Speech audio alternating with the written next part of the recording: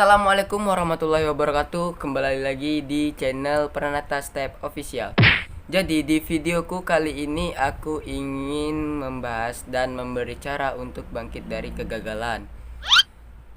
Kalau ngomongin gagal, siapa sih yang nggak pernah gagal? Pasti semua pernah gagal, walaupun akhirnya sukses. Dalam bercinta, bucin, pasti pernah gagal kalian. Dalam nembak cewek atau nembak cowok tuh pasti pernah ditolak, itu gagal juga. Dalam belajar, kalian sudah belajar bagus tapi nilai kalian masih kurang, itu gagal juga namanya. Jadi sorry nih kalau suaraku agak bindeng atau apa, karena kondisi lagi nggak fit lagi pilek, batuk, dan demam.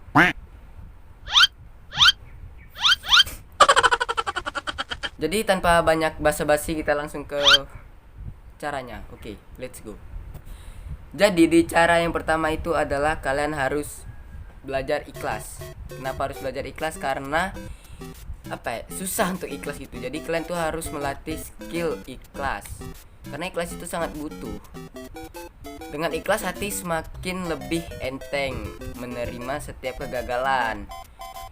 Ya memang berat sih untuk ikhlas, tapi cobalah belajar ikhlas, pasti lebih ringan kalian menerima kegagalan kalian. Dan ikhlas itu sebenarnya berat emang berat. Dan ikhlas itu bisa menghindari kalian untuk mencari kambing hitam. Tahu kambing hitam? Aku juga nggak tahu. Karena aku baca di di mana sih? Alah, lupa aku namanya. Udah lah, langsung kedua aja lah. Oke, let's go. Jadi di cara yang kedua itu adalah kalian harus bangga dalam kegagalan kalian. Bukan kalian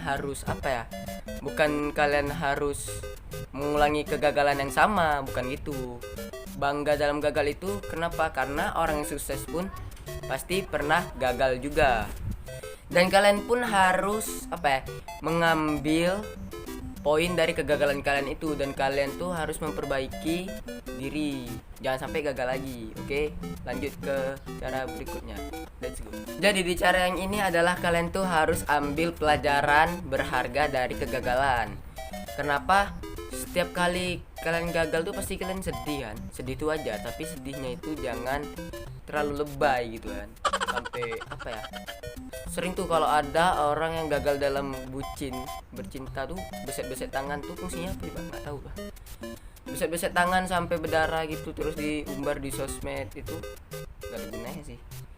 Jadi kalian tuh harus jelajahi penyebab kalian tuh gagal, dan kalian harus memperbaiki, mengoreksi ya dari kegagalan kalian itu. Oke, lanjut ke cara yang berikutnya. Let's go. Jadi di cara yang ini kalian tuh adalah harus evaluasi dan introspeksi diri. Apa sih yang kekurangan kalian tuh apa? Kalian tuh harus tahu kekurangan kalian itu apa gitu, ya kan? Jadi kalian tuh harus harus mencari tahu kekurangan kalian itu, dan kalian tuh harus bisa menerima kekurangan kalian. Jadi dengan merekonstruksi pengalaman kegagalan. Jadi kalian tuh harus percaya kalau gagal itu adalah jalan menuju sukses kalian. Oke, lanjut ke cara yang berikutnya. Let's go. Jadi cara yang ini adalah kalian tuh harus tetap tersenyum dan sabar. Sabar tuh susah loh, sumpah susah. Sumpah susah kali belajar sabar. Betul gue bilang. Kalian tuh harus punya hati nurani yang baik baru bisa kalian tuh bersabar. Jadi latih sabar, ikhlas, itu intinya. Dan tetap tersenyum. Kegagalan tuh nggak berarti kehilangan kebahagiaan gitu loh. Jangan sampai kegagalan tuh membuat kalian itu menghilangkan wajah senyum kalian dan hati yang nurani gitu, hati yang bersih. Jangan gara-gara gagal kalian jadi nggak bisa senyum dan nggak mood apa-apa, jangan gitu. Jadi itu, langsung kita ke cara yang berikutnya, let's go. Jadi di cara ini kalian tuh bukan harus sih, kalau emang mau ya, kalian tuh bisa berkolaborasi dengan orang lain yang lebih yang lebih inspiratif, supaya bisa membuka perspektif diri kalian itu, yang yang bisa membuat kalian tuh lebih maju, lebih tinggi gitu. Jadi kalau bisa berkolaborasi, kenapa enggak gitu ya kan? Berkolaborasi dengan orang yang lebih berpengalaman. Oke, lanjut ke cara yang berikutnya, let's go. Jadi cara yang ini kalian tuh harus optimis, pasti tahu ya optimis. Kalian tuh harus optimis dan berpikir positif, jangan berpikir negatif, jangan. Karena kalau gagal itu harus positif, nggak boleh negatif. Karena apa? Karena positif itu kita bisa mengubah diri kita tuh jadi lebih semangat. Ambil kebijaksanaan dari kegagalan. Oke, lanjut ke cara yang berikutnya, let's go. Jadi di cara yang terakhir ini adalah kalian tuh harus memiliki tujuan apa yang mau kalian kejar.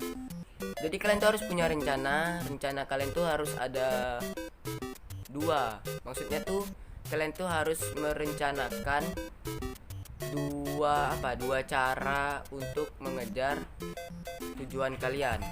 Jadi kalau kalian punya punya dua rencana itu biasanya lebih mudah. Misalnya ada dua rencana A dan B, kalian punya satu tujuan, dan kalian tuh punya dua rencana itu. Jika salah satu rencana, contoh rencana A itu gagal, kalian tuh kan masih punya rencana B gitu. Jadi kalau gagal itu sebenarnya bukan orangnya yang gagal, tapi rencananya. Oke? Jadi cukup segitu video keduaku hari ini. Jangan lupa diklik tombol subscribe dan like. Dan percuma kan kalau kalian punya kuota banyak dan HP kalian canggih kalau nggak tonton channel aku. Jadi sampai di sini video aku. Salam, sampai jumpa.